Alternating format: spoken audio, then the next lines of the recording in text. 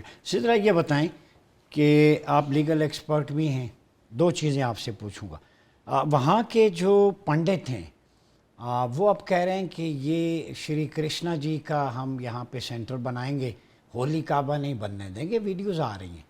پھر وہ کل چرچ میں ان کے RSS کے گنڈے گھسے, وہاں کے جو فادر تھے ان کے سامنے سیدہ مریم سلام اللہ علیہا کی بھی توہین کی اور ان سے زبردستی اپنے ریلیجن کے بارے میں اگلوایا. نمبر 3 یہ جو میں نے کانسٹیٹیوشن آرٹیکل 25 کی کلاس 2B, دنیا کے کسی قانون میں ہوتا ہے کہ آپ ان کے مذاہب کو کہیں کہ آپ ہمارے مذہب کو فالو کریں اگر انڈیا میں رہنا ہے؟ یہ ہو کیا رہا ہے؟ سر جب ہم یونیورسل لاز کی بات کرتے ہیں نا, تو یہ چیز ایک روز روشن کی طرح ہمارے اوپر جو ہے بہت ایویڈنٹ ہوتی ہے کہ آپ کسی بھی انسان کو اس کے مذہب سے ہٹ کے کوئی پریکٹس کرنے پہ مجبور نہیں کر سکتے. آپ انٹرنیشنل لاز کو اٹھا کے دیکھ لیجئے, آپ یونائٹڈ نیشنز کے کنونشنز کو اٹھا کے دیکھ لیجئے, جنیوا کنونشنز کو اٹھا کے دیکھ لیجئے. اسلامک لا تو خیر ان سے بہت پہلے سے ہے نا. اسلامک لا کی جب میں بات کرتی ہوں تو وہاں تو میں حضرت عمر کی بھی وہ مثال دوں گی کہ جہاں پہ ایک گرجا گھر انہوں نے دوبارہ تعمیر کروایا تھا, بالکل, کہ جہاں پہ مسجد بنا دی گئی تھی. تو اسلامک لا کی ٹیچنگز تو خیر بہت خوبصورت ہیں, لیکن کسی بھی اگر میں کنٹمپرری لاز کی بات کروں تو آپ کسی انسان کو فورسفلی اس کے ریلیجن سے ہٹ کے کچھ اور پریکٹس کرنے پہ مجبور نہیں کر سکتے.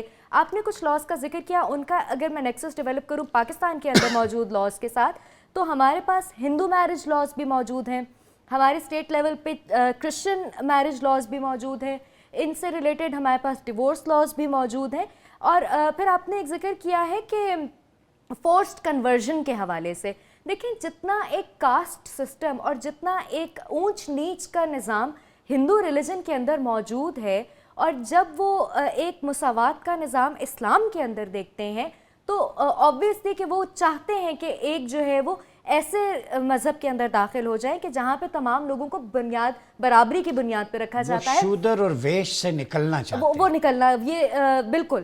سو اس یہاں پہ فورسڈ کنورژن کا الزام مسلمانوں پہ لگانا یا مولویوں پہ لگانا جو ہے وہ اٹ سیلف ان کے اپنے نہ صرف جو ان کا سسٹم ہے اس کی توہین ہے, بلکہ ان کے اپنے کلاس سسٹم اور ان کے اپنے پولیٹیکل اور سوشل سسٹم کی بھی توہین ہے. اسی طرح یہ بتائیں کہ advocacy group south Asia justice campaign کی ایک رپورٹ ہے 2025 کی, چونکہ میں سارا ان کا کتا چھٹا تیاری پچھلے ہفتے سے ڈھونڈ رہا ہوں, اور یہ نتائج انڈیا پرسیکیوشن ٹریکر سے وہ لیتے ہیں جو ان کی پولیس, مسلح افواج اور غیر ریاستی عناصر جو نان اسٹیٹ ایکٹرز انڈیا میں, ان کو دستاویزی شکل دیتا ہے. وہ کہتے ہیں سال بھر میں ریاستی اداروں کے متعلق واقعات میں ہلاک ہونے والوں میں 33 بچے شامل ہیں, جس میں سے 28 مسلمان ہیں, 29 عورتیں ہیں, اور ٹریکر کے مطابق بنگالی بولنے والے مسلمان بھی اس میں شہید کیے گئے. سب سے زیادہ شہادتیں 111 جموں کشمیر میں ریکارڈ کی گئیں.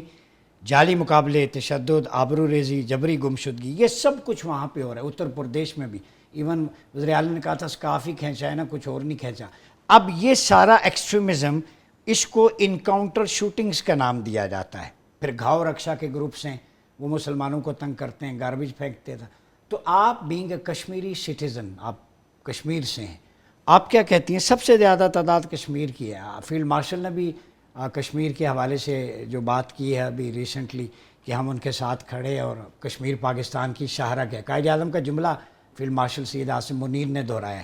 تو کتنا امپورٹنٹ ہے ان ساری چیزوں کو لے کے کہ ہندوستان کس حد تک, کتنی دیر تک جبر جاری رکھے گا؟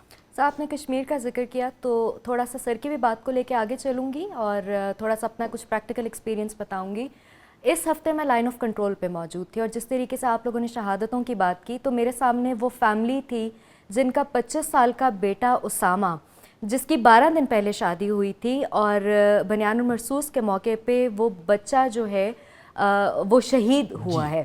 اور جب میری ملاقات اس کی والدہ سے ہوئی, اس کی بہنوں سے ہوئی, کیونکہ اس کی بہنیں بھی سویرلی زخمی تھیں, باغ کے علاقے میں موجود تھی جو کشمیر کا حصہ ہے, تو میں سلام پیش کرتی ہوں اس ماں کے حوصلے کو جو رو نہیں رہی تھیں بلکہ یہ کہہ رہی تھیں کہ میرے 10 بھی بیٹے ہوتے تو میں اس ملک کے لیے بھیج دیتی. سملرلی ہم اوپر جب چوکیوں پہ موجود تھے تو میری جب ملاقات جوانوں سے ہوئی, اور ان کا میں نے پوائنٹ آف ویو سنا، تو وہ کہہ رہے تھے کہ جب ہم لوگ تیاری کر رہے تھے اور جب ہم لوگوں نے ریٹیلیٹ کرنا تھا تو تمام سویلین آبادی ہمارے پاس آ کے کھڑی ہوئی تھی کہ ہم بتائیں ہم آپ کے لیے کیا کر سکتے ہیں، کیونکہ ہماری عورتیں ہمیں گھروں میں بیٹھنے نہیں دے رہی. وہ کہتی ہیں کہ آپ جائیں اور چوکیوں پہ کھڑے ہو جائیں فوجیوں کے ساتھ.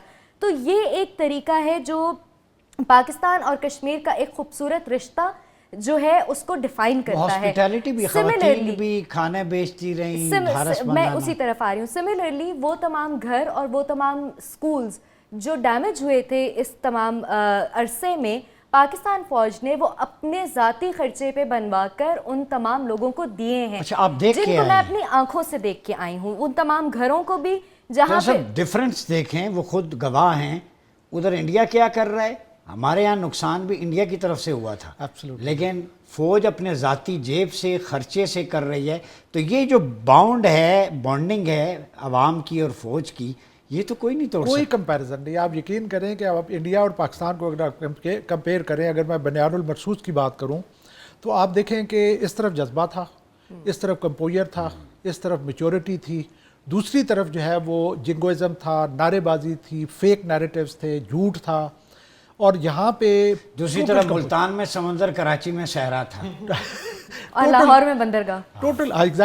ٹوٹل کمپوئر تھا کہ جب تم کچھ کرو گے تو پھر ہم دیکھ لیں گے کیا کرنا. سدرا یہ بتائیں، یہ جو ملمہ سازی ہے، مجھے لگتا ہے کہ مودی صاحب جب گئے تھے نیتن یاہو سے ملنے، انہیں ایوارڈ بھی ملا، وہاں پہ خوش گپیاں بھی ہوئی تھیں، ڈانس بھی کر کے آئے. ہاں، اس پہ کہا تھا کہ ہم غزہ کے اس کے حوالے سے ہم آپ کے ساتھ ہیں. تو انڈیا میں بھی تنقید ہوئی کہ کس کے ساتھ کھڑا ہے. تو وہ نسخہ بھی نیتن یاہو کا لگتا ہے الٹا پڑ گیا ہے، کوئی کام نہیں آیا مودی کے.